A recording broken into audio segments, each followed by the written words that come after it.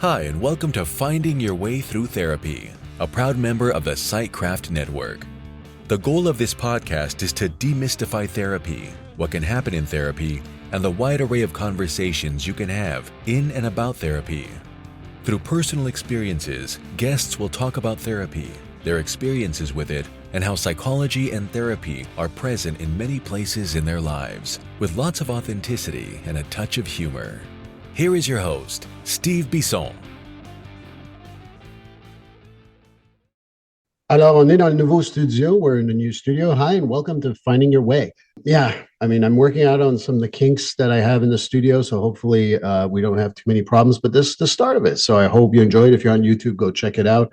If you're on my podcast, just listening to it audio, let me know how it sounds, but wanted to make sure you knew about that. So last episode, we talked about peer support, and I hope you go back and listen to it. That was episode 187, but 188 will be about a lot of crime scene stuff with Krista Gregg. Krista Gregg brings 5 years of experience in crime and trauma scene cleaning, offering a unique perspective and the profound effects of tragedy on individuals and families. Witnessing these numerous tragedies have led her to become a resource advocate for trauma-informed and things that needed for the mental health, including hoarding. She brought her experience to something that she calls Bright Sky House, which will be in the show notes, to uncover hidden stories that inspires hope, challenges stigmas, and fosters meaningful connections. So I hope you enjoyed the interview, and here's the interview.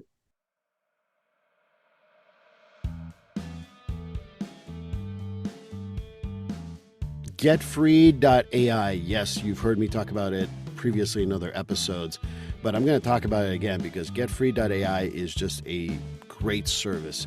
Imagine being able to pay attention to your clients all the time instead of writing notes and making sure that the note's going to sound good and how are you going to write that note and things like that.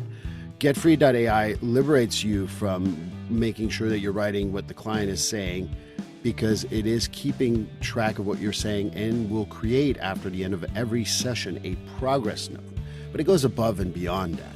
Not only does it create a progress note, it also gives you suggestions for goals, gives you even a mental status if you've asked questions around that, as well as being able to write a letter for your client to know what you talked about. So that's the great thing. It saves me time, it saves me a lot of aggravation, and it just speeds up the progress note process so well. And for $99 a month, I know that that's nothing. That's worth my time. That's worth my money. You know, the best part of it too is that if you want to go and put in the code Steve50 when you get the service, at the checkout code is Steve50, you get $50 off your first month. And if you get a whole year, you save a whole 10% for the whole year. So again, Steve50 at checkout for getfree.ai will give you $50 off for the first month. And like I said, get a full year, get 10% off.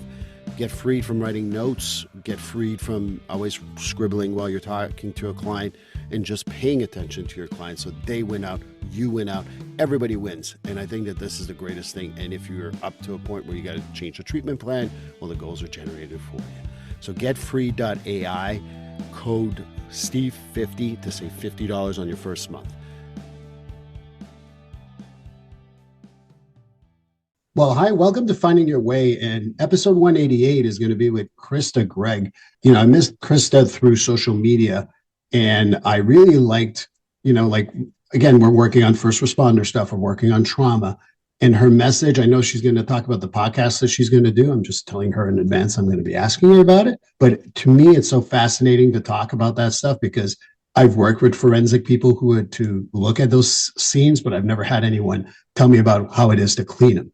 So looking forward to having that conversation. And I hear she's a fan of therapy, so it's even better. So Krista, welcome to Finding Your Way. Thank you so much for having me. It's such a pleasure to be here. I'm so grateful to be able to just share anything that I can especially the last 5 years of working in crime and trauma scene cleaning. So, well, I can't wait to hear some more. Yeah. So do you want me to go into what, I'm sorry, I'm interrupting because there's a delay. No, I know this is I should have mentioned everyone I'm recording this in the new studio, and there is going to be some stuff that I'm going to have to fix. So hopefully people are understanding. Absolutely. Absolutely. Well, Steve, let's begin. Where should we start? Well, how about you tell me who Krista Gregg is?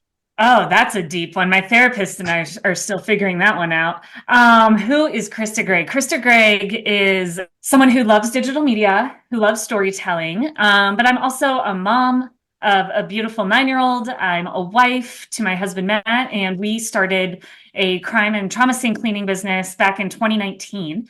And just on the premise of wanting to help people, we both had previous jobs in healthcare and automotive, which no one gets excited about going to a dealership or going to any healthcare facility. It's not a welcoming environment sometimes for folks. And we wanted to do more. We wanted to shift the tides on how we were helping the community and just dove right in.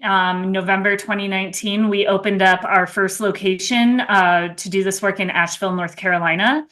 And the next year, we opened up here in Colorado. And we've been doing this work ever since, helping from doing suicide remediation, unattended deaths, to hoarding situations, meth and fentanyl remediations, tear gas cleanups. If it's overwhelming and you don't know what to do, that's usually when someone calls. And we love it. We're able to help people and give back in these great times of need. And it's something that I've never experienced in my life. So it really opened up this new world and this new bubble of what people are going through. And so I just love the idea of helping people and supporting however I can. Well, I can see that. And the first question that comes to mind is, oh, we're in Asheville, North Carolina. Let's open our second one 5 states over in Colorado. Why? I know. We're cross country. So we were living in Asheville at the time. My husband's from there, and I'm actually from Colorado. So we had the team set up. Everybody, when you buy a business, and we're getting a little bit into entrepreneurship, there's owner and operators. And at first, you're an operator. You're the person that's doing everything from the ground up. You're going to the job sites every day. You're what we call in the suit. And we had built the team up out there to become owners. And we had trained people. We had created a customer service base and referral partners where the business could really stand more on its own without us seeing the day to day. And I really wanted to come back home. Colorado has always been home for me. It was where actually, long story short, my husband and I originally met in Colorado, got married out here, and then moved to North Carolina. And we wanted to come back. We have friends out here. It's that place that you always feel most comfortable. So then we knew we were moving and we still wanted to continue what we were doing. So let's bring it out to Colorado and build a team out here. And we're part of a franchise system. So we have 2 franchise locations, but the company is called Bio1. And there's 140 of us throughout the United States. So Okay. we bought a second location within the franchise. We travel a lot. I was going to say there's a lot of travel, and yeah, it's overwhelming to clean up a hoarding house, for example, or a crime scene of some sort or suicide. I mean, there's so many questions I have about that. The first question that comes to mind is, how do you stay sane? Because that's really rough stuff. I've been in a hoarder's house several times, and people watch the TV show on A&E, and I tell them that's nothing. You don't know what it is when you're there, and there's something about the smell and everything else that goes with that. So how is it for you? How do you survive that? Oh, so the reason why we get called to why it's important to hire somebody like our team or other teams that exist out there in the community is, first, I'll start with kind of what I call the biohazard side. So the suicides, unattended deaths, more of the blood stuff that we clean up. We are coming into a moment when everybody's still in shock. There's immense grief. Law enforcement has just finished their investigation and determined, cause of death, and there's nothing else that they can do. So it's our job to come in and create a safe environment and create a safe space. And also there's an element of making it so family members don't have to see exactly what happened. We're preventing further trauma from them cleaning it up themselves or having to visually see exactly what happened. And for me, how do I get through that? I'm not going to lie. There are some scenes that are forever imprinted in my mind. There are some situations and scenarios that are absolutely heartbreaking, especially when it comes to kids or if animals are involved or, it just, and I'm never going to say I've seen it all because there's always something around the corner that surprises us. But we don't have the emotional attachment in a lot of cases that, the direct family members, next of kin, and loved ones have. So we can come in, and the mentality that I constantly keep going, especially as we get through these scenes, is if not us, then who? And not so long ago, before businesses like ours existed, it was family members, it was friends, it was, maybe a police officer offering to help out, and it wasn't done correctly, it wasn't done safely, and it was with the best of intentions of the community. But now we can come in and help. And I think that really guides me of, if not us, then who's going to do it, and who's going to do it well, and who's going to do it safely, and who's going to abide by regulations, and who's going to make sure that these people are taken care of to the best of our ability. And that's us. And that gives me a lot of peace and hope. When it comes to hoarding situations, I'm not going to lie, I get overwhelmed in hoarding situations, but we do a lot of prep work before we go into a house. And so if you're talking extreme levels, like what you mentioned on A&E and hoarders, that's kind of a level 5. That's worst of the worst. And of course, they want that on TV. That gets them ratings. But we do things very differently than what is seen in pop culture. We will come up with a plan directly with the hoarder themselves of what do they want to keep? What do they want to donate? What do they want to dispose of? If they're not ready yet, what can we do first to make the environment safe? Not perfect, because safety is really the biggest goal. We need them to have access to exits. We need to make sure that if something catches on fire, that there isn't so much fuel in the house that it just goes up in flames quickly and no one can get saved. We need to make sure that we identify fall risks or electrical plumbing problems, mold. There's just so much that is happening sometimes in a hoarded home, where sometimes the first goal is to make it safe. And then we can go from there and clean up even more and more. And it could be a layered process. But Can before we even step inside second? someone's house, yeah, please.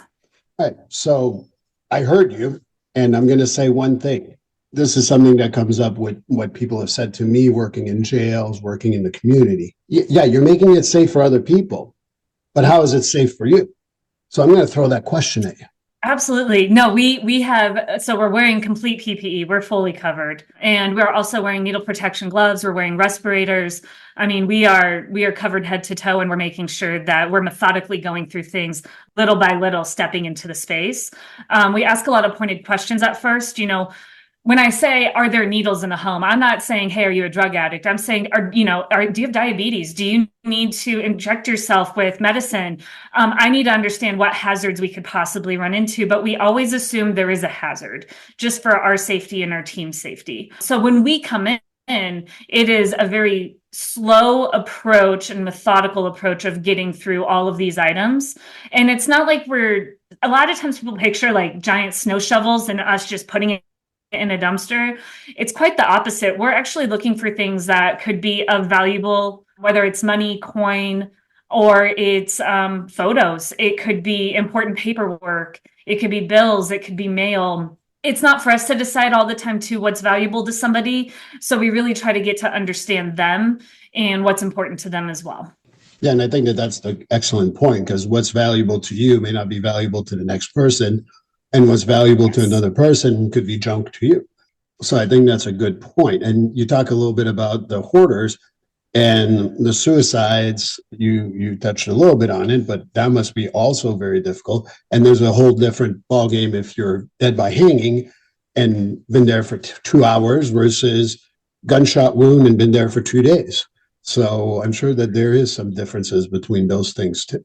100%. And it's one of those things where, obviously, as the longer that a body has been laying around, there's a decomposition phase where if we can't respond quickly, and if someone's unattended for several days, months, I mean, the list goes on in terms of the climate, whether it's hot or cold, what room it's in, if it's a multi-level house versus, what kind of flooring you have. The spread and the contamination can really vary, and it can be as quick as wiping down a space to we have to deconstruct an entire space. But for us, again, there's a lot of different procedures. Again, same PPE type of scenario, but we're really slowly going into a space with taking one thing at a time. We're testing a lot for bloodborne pathogens, and we are trying to stay very transparent, whether it's hoarding or whether it's the biohazard work. We're always trying to stay transparent with the family and with the people that we're working with. Now with the biohazard side, whether it's a suicide, an unattended death, some sort of a crime scene, we're trying to be very mindful too of how much we share, what is important to share, and what is also traumatic to share. I'm not going to say, hey, we found a skull fragment and we're throwing that away. But I may say, hey, we found a note that no one else had. Do you want us to save it, or would you like how would you like us to handle that? So those are two different examples of ways that we can be transparent and make sure that people are in control, but we also take care of them and do the job we need to do. Yeah, and I think that that's the stuff that I can imagine also brings you to therapy. And, Yeah. you talked about loving your therapist and working on who Krista Gregg is, but I'd like to hear more about, Yeah. The question is usually, have you ever been in therapy? Clearly, we've answered that question. So how is therapy for you? How is your experience with therapy? Oh gosh, I've been doing therapy. I think I'm coming up on 4 or 5 years now, but I was diagnosed in 2011 with depression, and I think I had experienced it for a very long time, even when I was in high school. And certainly I can recall very deep, dark moments in college. And it was one of those things for me personally where I couldn't come up with a positive thought. Like I would be so dark and down that I couldn't generate any positivity. I would be wanting myself to come up with something positive, and I just couldn't. And I was not happy with my job. I was struggling in relationships, and I got diagnosed. But 5 years ago, I decided, especially with the line of work that we're getting into, and we had our daughter. My husband and I had our daughter, and my husband and I are working together. I needed some new strategies with coping with the work that I'm seeing, how to absorb it, and how to not have attachments to it, and how to process exactly Right. what I'm seeing, and how I'm helping people. And also, some of these customers, I mean, these are folks that they do have mental health problems themselves. They're going through something themselves, their own traumatic moments. So how can I better communicate with them?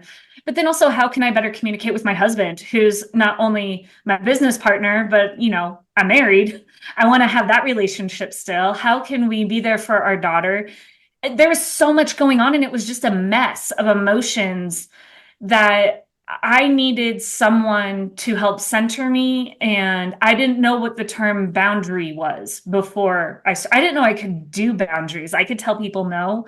I could say, hey, we're not doing this today, or this is a line in the sand for me. That seems so natural today. But when I started, I had none. I had no boundaries. And even that in of itself is its weight in gold. How did that work out for you? No boundaries. Oh, my boundaries are great. My 9-year-old is even saying, Mom, that's a boundary for me. She's using it against me now. She's like, no, Mom, that's a boundary. No, they cross my boundaries. And she's using it with friends. And like, there's such a moment of pride. And then it's like, I don't think that means what you think it means, or let's reassess what that boundary is and why it's there. But I love it. And she and I have these deep conversations where I can have also much more patience, or if there's something happening at the business with a customer, or even internally in our household, if there's a disagreement, I have a better time thinking about it as its singular problem, not about a personal attack on me. I do a better Good job point. of associating what's the problem, what can I control, what can I not control, and how can I address this in a manner that is appropriate.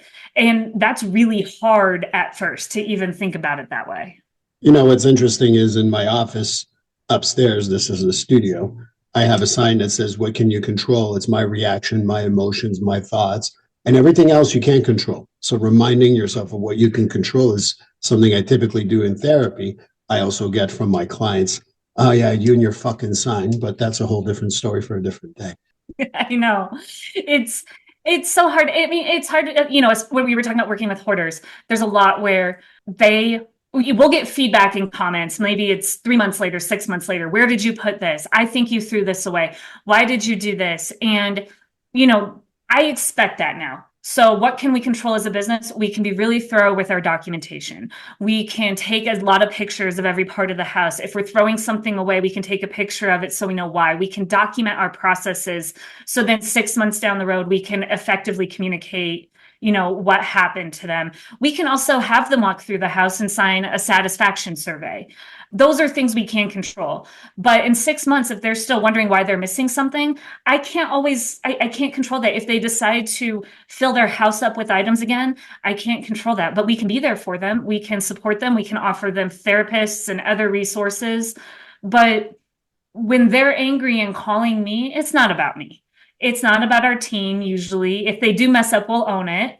I say usually, we're not perfect, but we can do better on our end, and then we can help support, and that's all we can do. And I take that kind of philosophy with almost everything now in my life, but I learned that in therapy. I learned how to sort through that in therapy.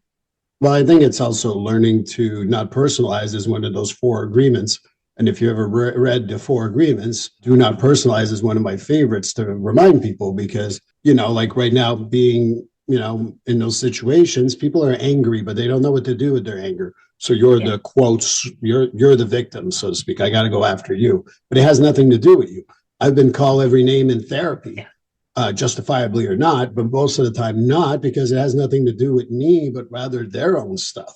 So I think that it's important to realize that. And I'm sure that when you're cleaning crime scenes or you think about trauma that people are perhaps going through, it's really helpful to depersonalize, so to speak, not in a bad way, not a pathological way, but to save your own ass, so to speak. Exactly. And that's also, I mean, there's when I see people struggling, especially within the profession, that really led me to this year promoting and creating a business called Bright Sky House, which is something that's been on my mind for a while, but I wanted a place where people can create communities and share their stories. And then I can also help connect. And what I mean by that is there's a lot of people that are going through trauma, grief in moments after we've just come in to help them, but they have nowhere to go.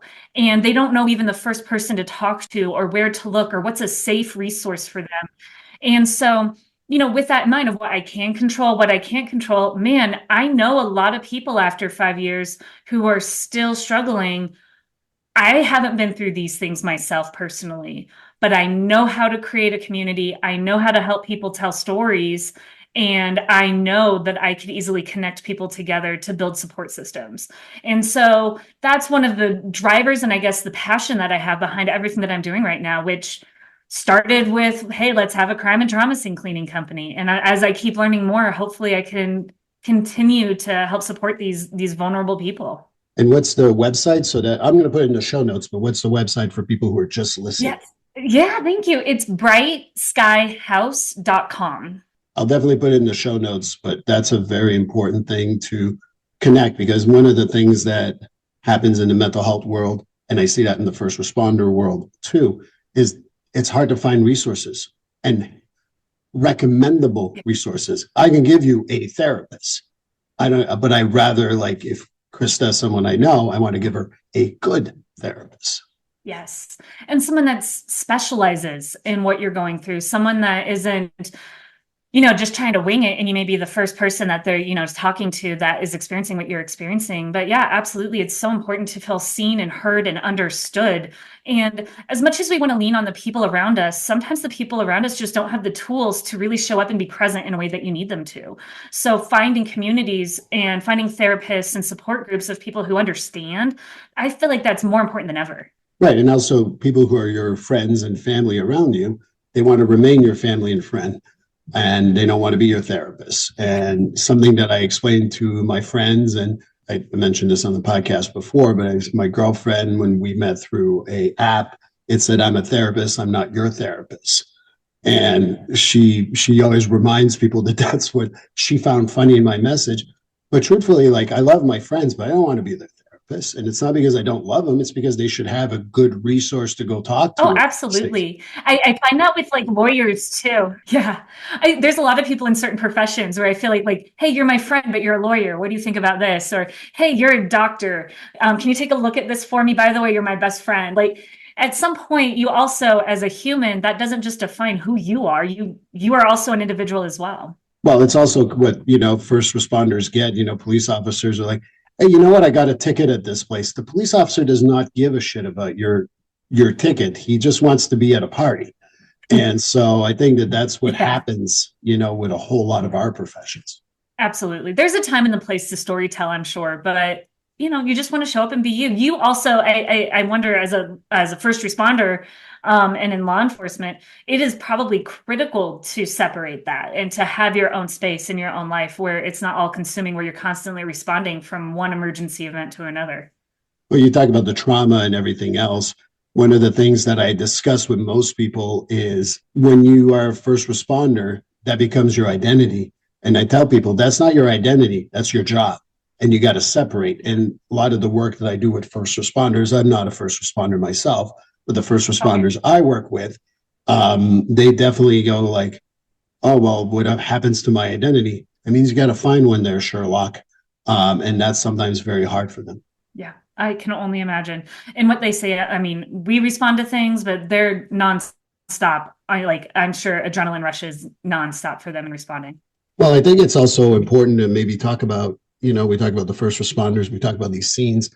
I'd love to hear more about your views of trauma, because I think that, trauma is something that, to me, we can define it all we want, but sometimes it is a personal definition. And I know that sounds weird coming from a therapist, but what I mean by that is if I see a dead cat on the side of the road, that'd be traumatic to me, but not traumatic for most people. And that's not for you to judge if it's traumatic or not. So I'd love to hear more of your views on trauma. I've never actually even thought about defining it before. I'm sitting here and I'm thinking, okay, what is trauma? How are we defining it? And I feel like off the cuff here, I'm just thinking if there is something that is emotionally impacting you from whatever this event is in a negative way, or something that's sticking with you or hitting you in a sense of giving you grief, in a sense of giving you sadness, some of those really powerful emotions that come up. And what's really sticking out in my mind that I'm kind of replaying in my head is my daughter. I see trauma every day with the crime and trauma scene cleaning stuff that we're doing. And, I'm surrounded by a lot of times these situations of death, or seeing someone hoard because of a traumatic event that happened in their life and they need to have this feeling of control somehow. But my daughter last year, she had a really nasty injury where she accidentally got her finger slammed in our shower door, which is a glass shower door and it's very heavy.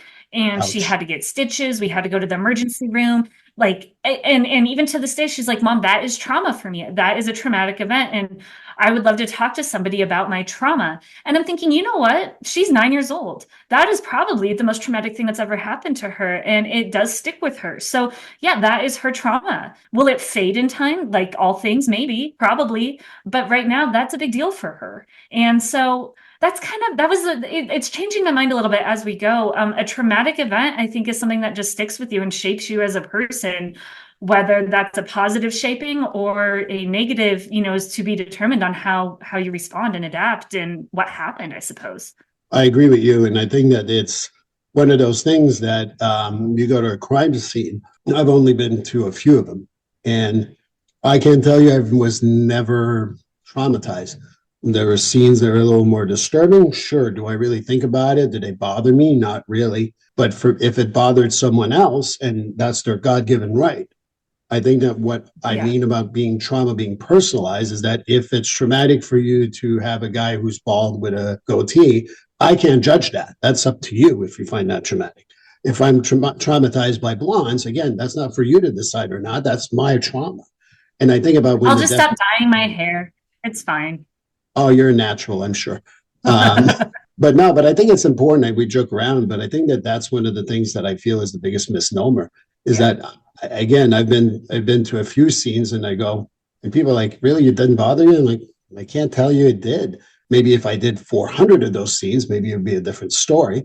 But I think that what I would say to you, and maybe we can keep on talking about, is that, going to those scenes can be traumatic for some people. Like I'm sure people are listening to the podcast going, holy crap, I would never do that. And for other people, it's like, and I'd rather be at a suicide and a homicide than ever be on a hoarder and cleaning up that hoarding. But that's me. And that doesn't mean anything else, but that's me. I love both for so many different reasons for each of them. But for me, the trauma that sticks with me is the stories of how they got there. It's what happened. It's talking with family members.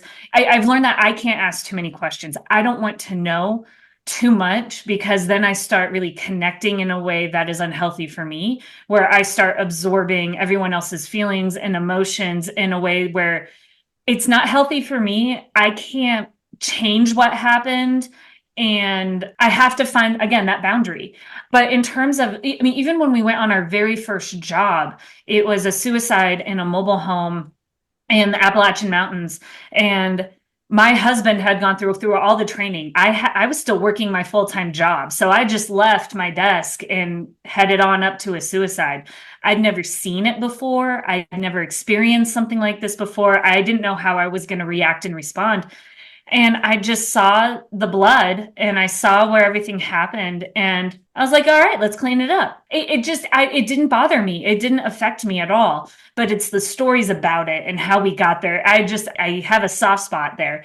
With hoarding, I love this idea of finding things and sorting through things. I could spend all day in a house and organizing, and this goes here and this goes there, and let's open this book and let's see what's in here. And I love the discovery process.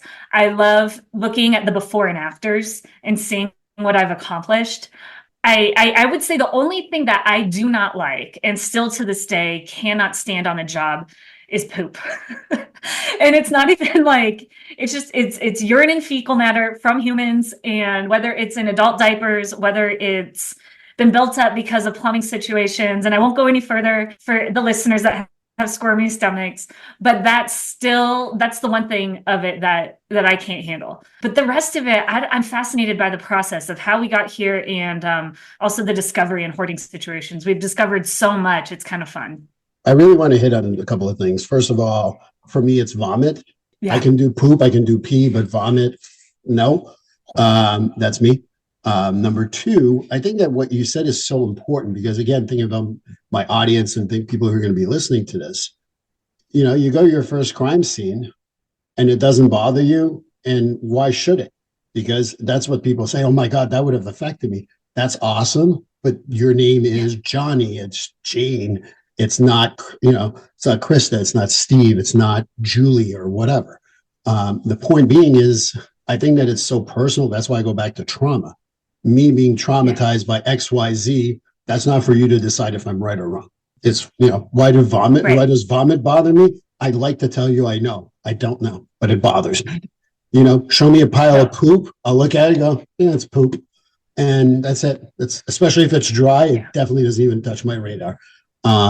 So I think that it's reminding, that personal stories and what, you jump in and what you like and this and that. So I really see that as being a very important thing. Absolutely. Well, and it's interesting. I just had a conversation with a guest who's going to be on my She Diaries podcast, and she lost her husband to suicide. And one of the things that we were talking about was everyone's looking for a cause or a reason or to point fingers when something traumatic happens, or trying to determine how did this person get this way. And what we really landed on, which I think is so important, is we see different versions of people. I see my husband as, what Matt Gregg shows me as himself, as my husband, as my partner in doing business.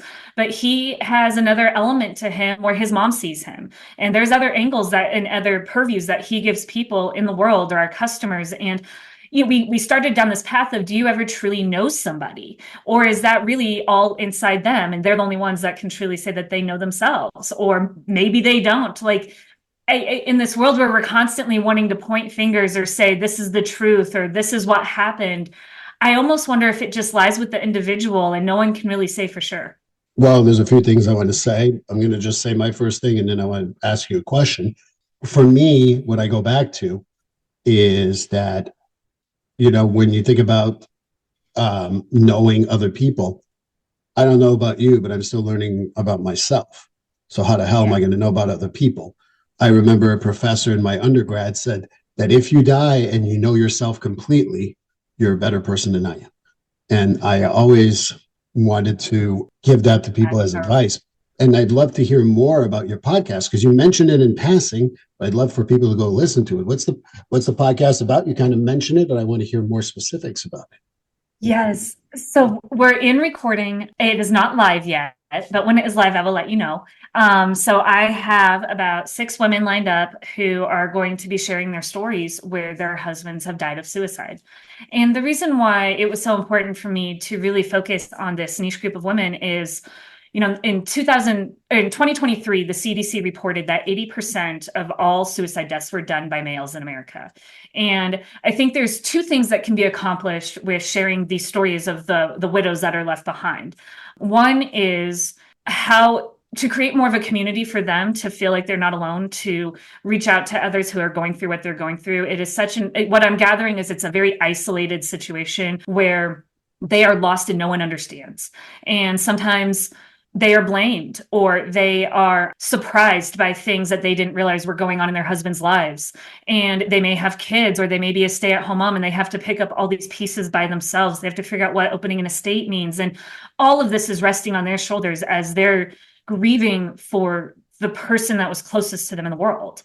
And that felt very isolating when I talked to people. So creating this community here was really important. And so I'm about 6 people in and talking with them and sharing with them. I would love to take it even further. But the other side of the coin is I really think 80% is a staggering number.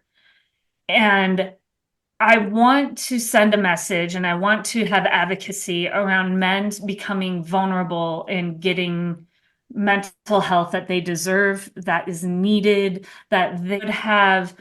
Amen. It is very unfair in my mind, and this is me personally, to expect a wife and loved ones to always know what's happening up here and here. And I think that there are times when men do need to reach out and they're not, and resources are available, but our society and stigmas and how people were raised or brought up to think, it prevents men from getting help. And so one of the things that we want to do as well is, how do we advocate for that? How do we create more of a open community for people seeking help and letting them know they're not alone and it's okay? I mean, I have a lot of ideas on that. So if you ever want to I want to hear it. I am all ears. I am all ears. But here, this is the thing that I as a feminist myself, and I know people are like, oh, you're not a woman, you can't be a feminist. Well, I am a feminist. I have 2 daughters and much more of a feminist than ever before. But one of the things that if I cry, even people I respect sometimes say, what's wrong with you? And it's not because they're mean, and I'm not pointing fingers at them, but there's a lack of ability to be vulnerable because men, when they cry, people don't know how to react. So that's number 1.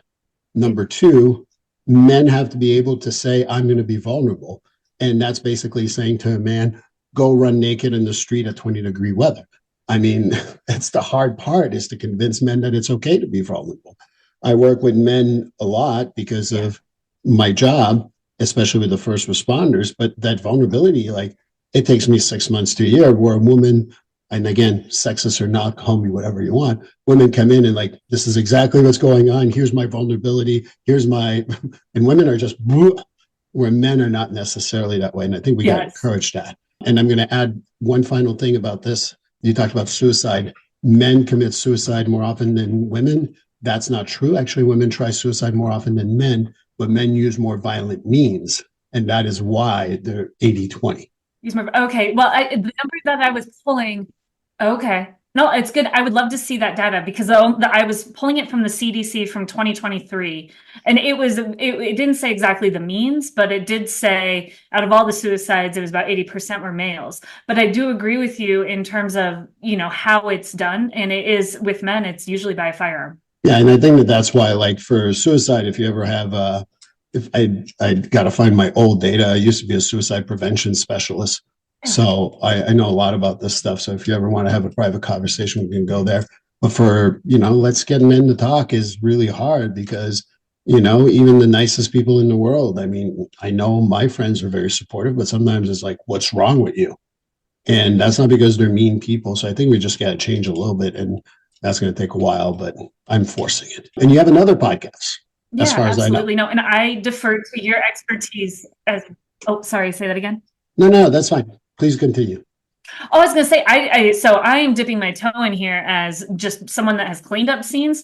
I am still learning all of this. So I absolutely would love to meet, especially because you have the specialties and experience and certainly with suicide prevention and helping people. So I absolutely defer to you too, and your expertise and your guidance. And you have so much more experience in that area.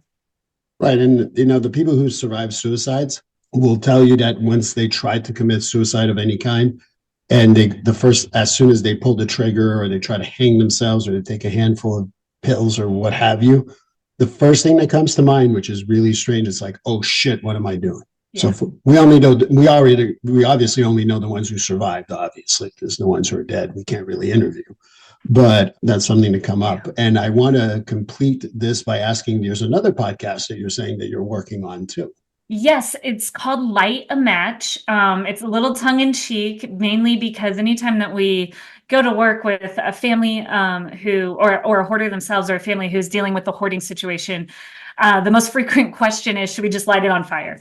Is it really worth all of this effort of sorting through things and disposing of things? And so I titled it Light a Match because, yep, you can light a match and burn it all down, but a match can also symbolize hope. It's a light. It's inspiration. And I want to really unveil some of these stigmas about hoarding and talk a little bit deeper as to why do people hoard and what are they hoarding? Hard conversation and help or shame or judgment, and also get that help that you need. And so again, it's another storytelling platform where I would love people to come on the show and talk about either their experience with hoarding, if a loved one hoarded, if they inherited an estate or a house that has been hoarded in, or if they grew up in a hoarding situation, or if there's someone who is struggling today or has got the help that they needed and they're no longer hoarding. I just think there's so many angles and so many perspectives here that any story can really help shed the stigma and encourage people. It's okay, you can get some help, and there are a lot of resources out there.